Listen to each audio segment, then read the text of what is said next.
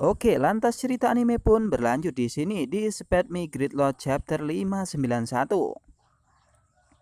Di sini sudah diperlihatkan Lusu dan Xiaoyu beserta seluruh rombongan karavan yang akan menuju istana. Sang pemimpin karavan pun berkata kepada keseluruhan rombongan, di sana sudah ada Xiaoyu. Mungkin 2 pemberhentian lagi kita akan sampai di istana, ucapnya sambil berteriak. Xiaoyu pun mengabaikan hal tersebut, ia pun tak menatapnya sedikit pun.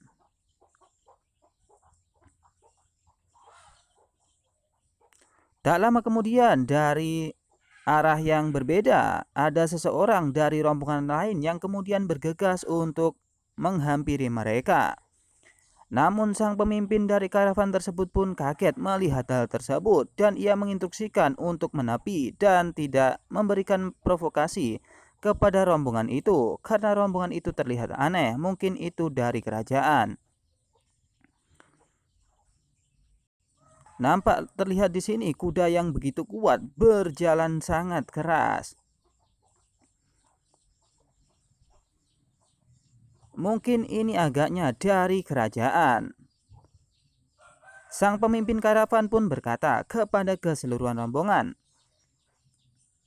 "Kita harus menepi dan berhenti, beri jalan bagi mereka," ucapnya berkata kepada keseluruhan. Suara kaki kuda itu terlalu keras dan begitu saya mendengarnya, saya tahu bahwa orang itu sedang menunggangi seekor keledai naga dan identitasnya jelas bukan orang biasa, ucap dari pemimpin karavan tersebut melihat keseluruhan rombongan. Yang sudah ada di sana 12 rombongan orang yang mengendarai kuda dari istana. Nampak kuda tersebut pun berhenti menatap dari rombongan karavan.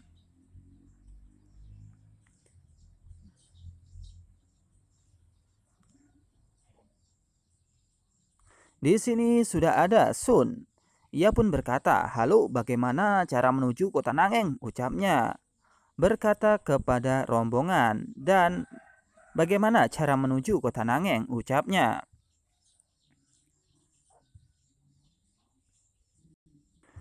Sun Zohyang pun berkata itu kepada pemimpin karavan. Nampaknya di sini pemimpin karavan ia pun mengenal dari keluarga Sun.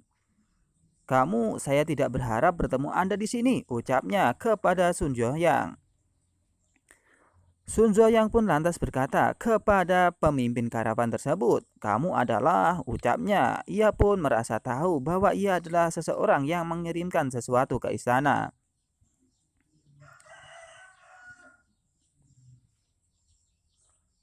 Lantas sang karavan pun berkata, "Penjahat itu pernah mengirimkan sesuatu ke rumahmu. Aku tidak tahu. Apakah Anda masih memiliki kesan itu?" ucapnya. Memberitahukan bahwa ia pernah memberikan sesuatu ke istana dan memberikan itu kepadanya mungkin.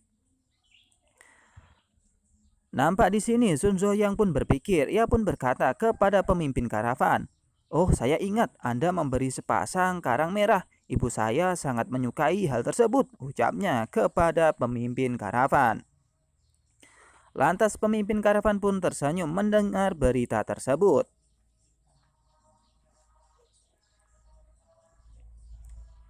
Di sini sudah ada rombongan karavan tersebut dan juga rombongan dari Sun Zohyang yang berhenti dan berpapasan. Lantas sang pemimpin karavan pun berkata, "Ya, saya memberikannya kepada Anda, Tuan Sun Zohyang. Apakah Anda akan ke kota Nangeng?" tanyanya kepada Sun Zohyang dan para rombongan.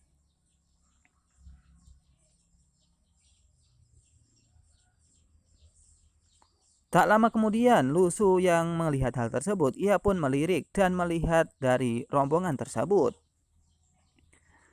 Sun Zohyang pun lantas berkata, "Nah, Taeksu istirahat, saya siap untuk bertemu dengan komandan tentara Wei," ucapnya yang saat itu ingin ke kota Nangeng dan bertemu dengan komandan dari tentara Wei. Ia pun lantas bercerita, "Ketika kasino dibuka sebelumnya dia membuat kami kehilangan banyak uang, sehingga kita bahkan tidak punya uang saku baru-baru ini," ucap dari Sun Zohyang yang mengeluh ia pun kalah dari taruhan.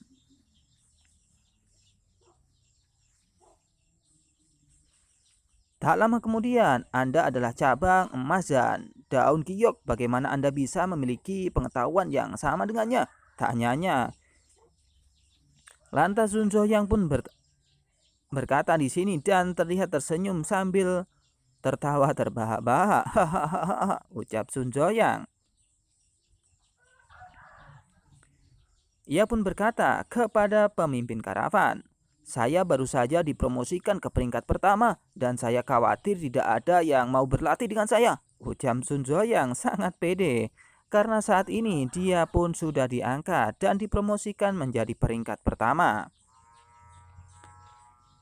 Oh ya, di rombongan dari Sun Yang ini ada sebenarnya 4 peringkat pertama, tapi ada beberapa yang disembunyikan kekuatannya. Yang terlihat hanyalah 4. Lu Su yang mengetahui hal itu, ia pun kaget. Ia pun berkata dalam hatinya, mereka sebenarnya memiliki 4 master tingkat pertama. Apakah ada begitu banyak jenius di Wang Cheng? Tanyanya dalam hati sambil melihat dan mendeteksi kekuatan dari lawan. Saat itu pemimpin karavan pun berkata kepada Sun Yang, kota Nangeng ada. Apakah kau ingin membunuhnya? Ini jalannya mungkin akan lurus dan Anda akan tiba. Ucapnya menunjukkan jalan agar Sun Yang bisa pergi ke kota Nangeng. Tak lama kemudian Su Yang pun berkata, hei semuanya, jika Anda datang ke kota kerajaan lagi, Anda bisa datang ke keluarga Sun untuk mendapatkan hadiah. Ucap Sun Yang. Yang saat itu ia pun akan bergegas untuk pergi meninggalkan dari rombongan karavan tersebut.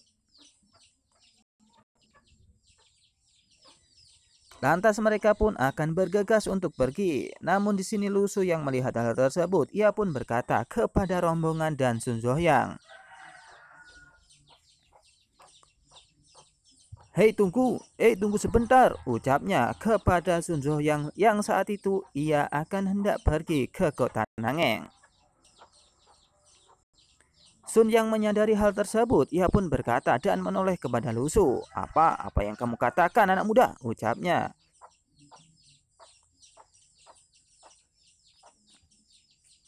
Dengan sangat pede, di sini sudah ada Lu Su dan Xiao Yu. Lantas Lu Su pun berkata kepadanya, saya dengan hormat mengingatkan bahwa komandan tentara Wei tidak lagi di kota Nangeng. Tahukah Anda? Tanyanya menunjukkan bahwasanya komandan dari tentara Wei tidak lagi berada di kota Nangeng. Ia pun menuju ke kota kerajaan, ucap Lu Su. Sambil menoleh keheranan, kudanya pun juga menoleh ke arah Lu Su. Hei, lantas kemudian kemana mereka pergi? Ucapnya kepada Lu Su. Lu Su yang kaget mendengar hal tersebut, ia pun berkata, saya mendengar bahwa itu akan ke kota raja.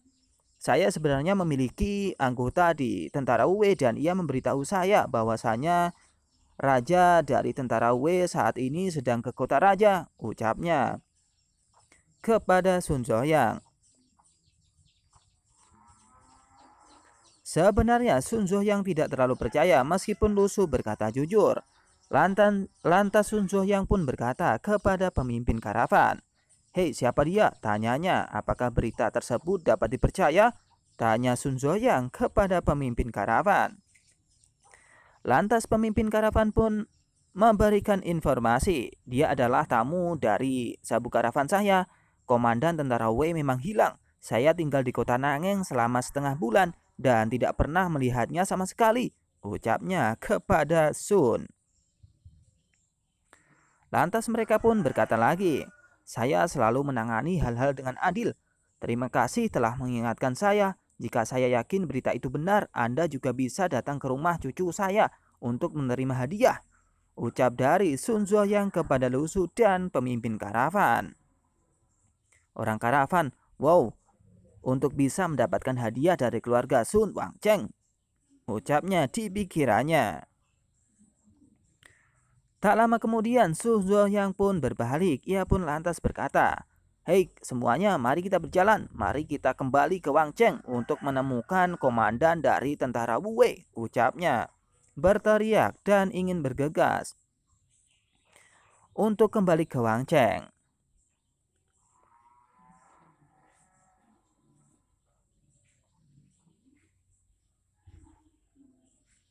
Tak lama setelah komandan dari pemimpin tersebut ingin berbalik ke kota Wang Cheng, tiba-tiba Lu Su pun datang menghampiri dan menghadangnya. "Hei, tunggu sebentar," ucap Lu Su kepada orang tersebut. Sun pun lantas kaget, ia pun lantas melihat Lu Su dengan sangat aneh. Tak lama kemudian Lu Su pun berkata, ia pun memastikan bahwasanya mereka semua tidak mengenali dari komandan tentara Wei. "Apakah kamu melihat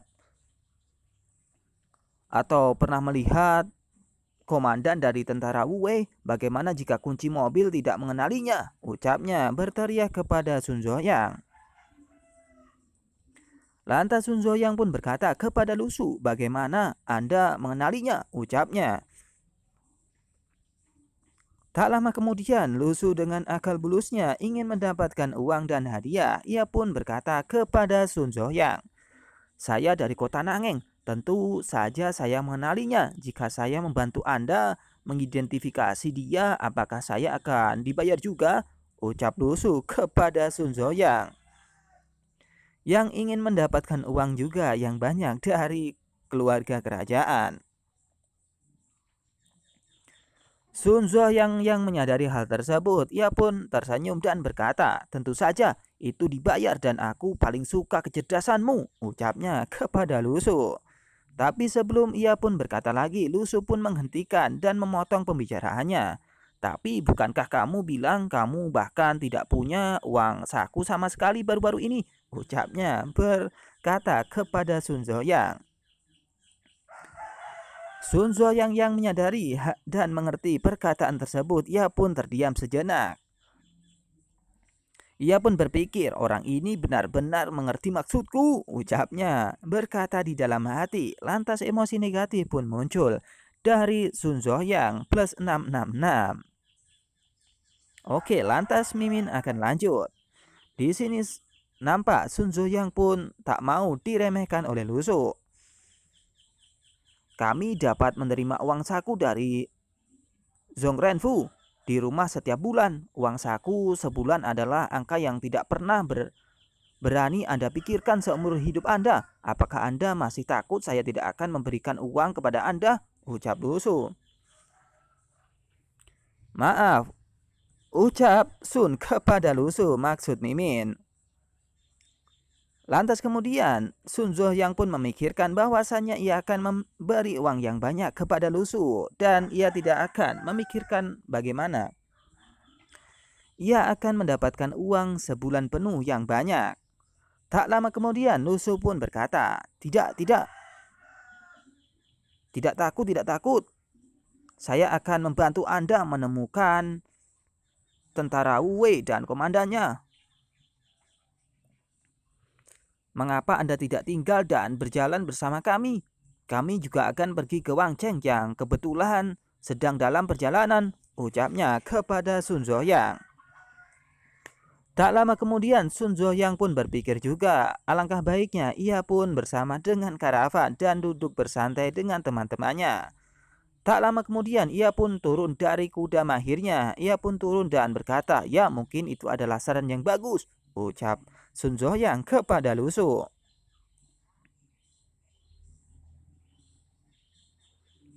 Tak lama kemudian Sun Zuoyang pun berkata kepada Lu Su, "Hei, ngomong-ngomong, siapa namamu?" ucapnya. Lu Su pun nampak kaget. Ia pun memikirkan nama yang pas untuk dikatakan kepada Sun Zuoyang. "Ah, kau tanya namaku? Nama saya Liu Lu," ucapnya kepada Sun Zuoyang yang sedikit tersenyum. Xiao Yu yang menyadari hal tersebut, ia pun menatap Lu Su. Dan Sun Zuoyang pun berkata, "Nama, mungkin ini kata-kata yang cukup halus," ucap Sun Zuoyang memikirkan nama dari Lu Su. Xiao Yu yang menyadari bahwasanya Lu Su pun mengibuli Sun Zuoyang, ia pun berpikir dalam hati, "Bisakah Anda membuatnya halus? Ini mungkin adalah perkataan yang menarik," ucapnya bersemangat. Beberapa saat kemudian, setelah menyadari bahwasanya ia pun akan kelelahan jika kembali dengan menunggangi kuda, Sun Zhuoyang pun memberikan tali kudanya kepada sang pemimpin karavan.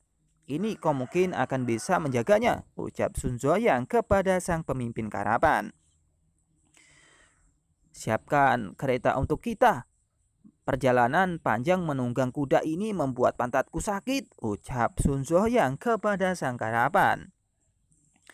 Seketika itu sang karavan pun bersiap untuk membantu Sun Zhuoyang dan beserta rombongan yang lain. Ia pun melambaikan tangan dan berkata kepada Sun, "Oke, ini baik," ucapnya.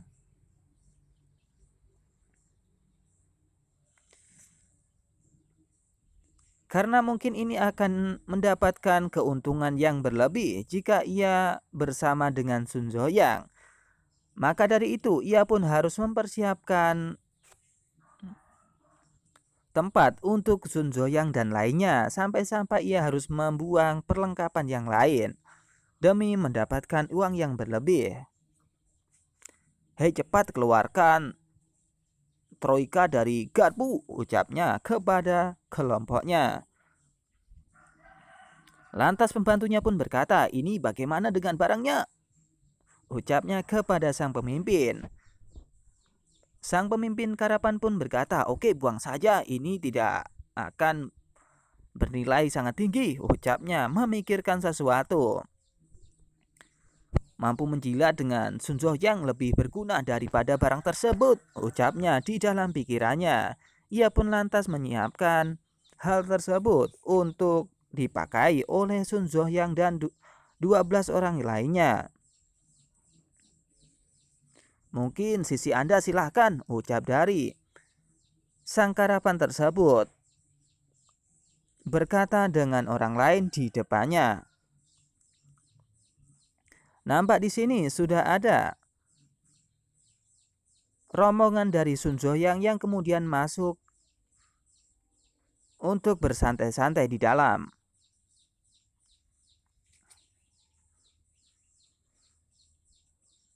Di sini Mo pun nampak terdiam. Ia pun menatap sang pemimpin karavan dan berpikir aneh kepada si cowok lusuh. Tak lama kemudian Mo pun berkata kepada Sun, "Apakah Anda benar-benar percaya apa yang dikatakan orang itu? Bisakah Anda mempercayai kata-kata orang seperti itu yang bisa mengkhianati orang lain sesuka hati?" ucap Mo kepada Sun.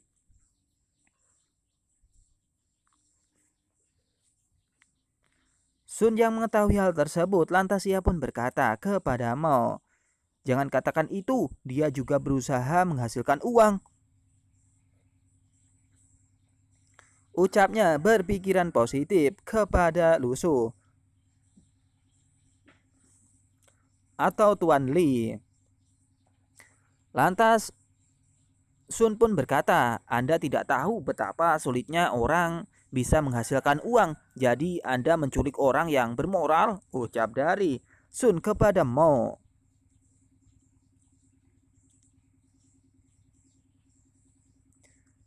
Meskipun begitu, ia pun sebenarnya tidak mempercayai perkataan Li atau Lusu. Ia lebih mempercayai kepada pemimpin karavan. "Saya Sun Zhuoyang, tidak peduli dengan prosesnya selama hasilnya itu lebih baik," ucap dari Sun Zhuoyang kepada Mo. Mo di sini hanya bisa terdiam dan mendengarkan perkataan dari Sun Zhuoyang. Ia pun sedikit terdiam beberapa saat dan kemudian ia pun berkata lagi, "Tetapi," ucapnya, ia nampak akan berkata sesuatu hal yang aneh. Lantas kemudian Mo pun berkata, "Apakah Anda memperhatikan bahwa dia benar-benar tampan?" ucap Mo kepada Lusu beserta dengan teman di sampingnya.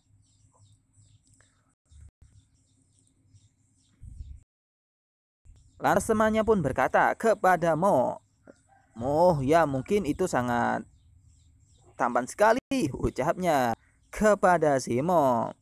Lantas kemudian di sini terlihat Sun Yang pun berpikir aneh. Ia pun tak berkata apa-apa dan menundukkan kepalanya.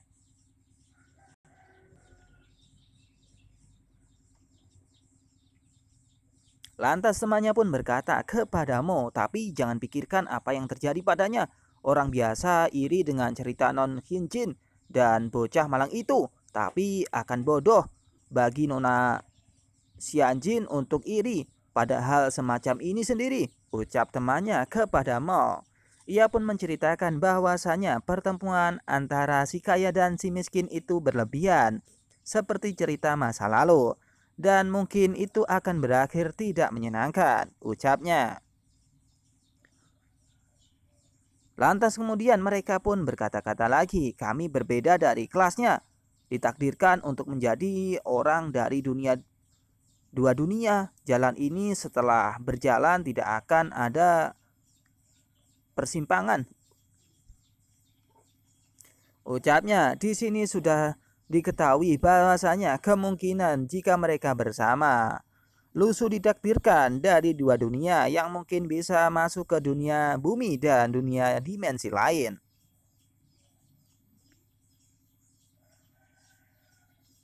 Di sini sudah terlihat Lusu pun bersin-bersin karena ia diobrolin oleh dua orang cantik. Karena dia adalah seseorang yang tampan, mungkin kira-kira begitu.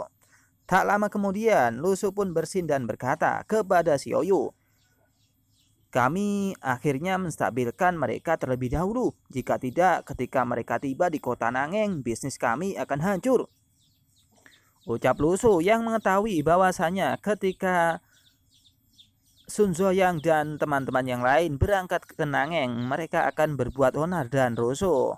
Padahal di sana mungkin hanya ada master level 1, yakni Liu Yizhao atau Komandan Liu. Lantas Lusu pun berkata lagi, bagaimana mungkin Liu Yizhao, Li Hiten dan yang lainnya mengalahkan kelompok anak-anak bangsawan ini? Tanya Lusu kepada Xiaoyu. Lantas Xiaoyu pun berkata, sebenarnya kita bisa menyelesaikannya sekarang untuk memutuskan dan menghancurkan serta membunuh mereka bersama, ucap Xiaoyu kepada Lusu. Lusu yang menyadari hal tersebut, ia pun kaget dan menatap Xiaoyu.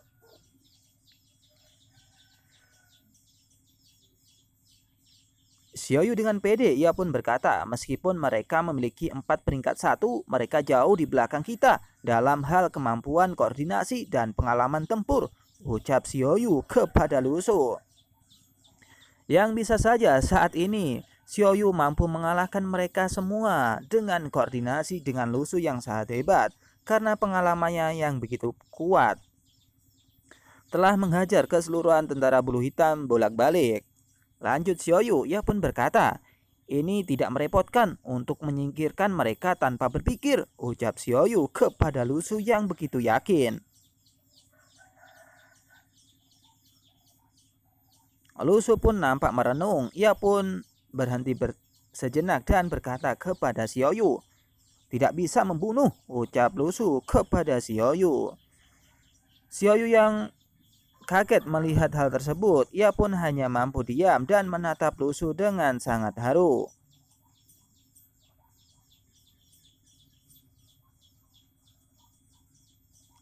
Lantas Lusu pun berkata sambil memikirkan bahaya di depannya, mungkin saja mereka akan menghadapi orang-orang yang sangat kuat dan berbahaya.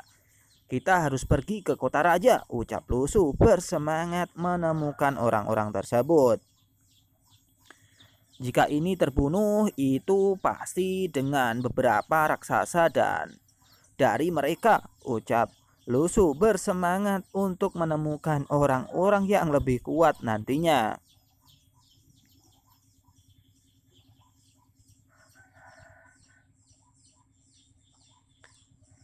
Lantas di sini, Xiaoyu pun mengejek Lusu. Oh, tidak masalah jika mereka tidak membunuh.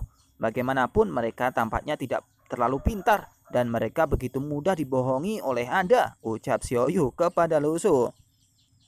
Karena sebelumnya Lusu pun telah membohongi mereka dengan menyebutkan nama lain dari Lusu, yakni Liu Lu maksudnya. Oke, kita akan lanjut. Lantas Lusu pun berteriak, Bagaimana orang yang saya tertipu dengan kemampuan saya mengatakan bahwa otak mereka tidak baik, ucap Lusu.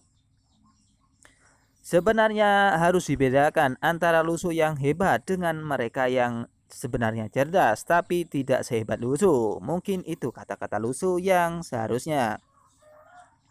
Jelas itu keterampilan berkedip saya, 9 benar dan 1 salah, ini yang paling kredibel, ucap Lusu berteriak kepada Xiaoyu. Xiaoyu pun hanya tertawa. Hahaha, ucap Xiaoyu. Kemudian di sini pun Lusu menghela nafas dan menunggu saat-saat yang tiba di kota kerajaan. Ia pun lantas berpikir, saya tidak tahu apakah saya datang ke Wang Cheng dan memberitahu mereka apakah saya dibayar atau tidak, ucapnya. Di dalam hati yang kemungkinan ia sebenarnya ingin dibayar karena ia akan menunjukkan siapa Lusu yang asli. Namun beberapa saat kemudian Lusu pun bersemangat dan kemudian ingin berlatih pedang kembali dan akan menjadi peringkat 1 sebelum sampai di kota Wang Cheng. Ia pun saat ini merilis pedang kayunya dan kemudian energi spiritual berwarna biru pun menyala begitu terang dan menyelimuti dari pedang kayunya. Ia pun lantas berkata di dalam hati, masih perlu memanfaatkan waktu untuk berlatih dengan cara yang membumi dan hanya jika Anda memiliki kekuatan, Anda akan dapat menemukan mereka untuk sebuah kompensasi, ucap Lusu di dalam hatinya. Lantas cerita pun berakhir di sini dan akan dilanjut di Spermigrid Lord chapter 592.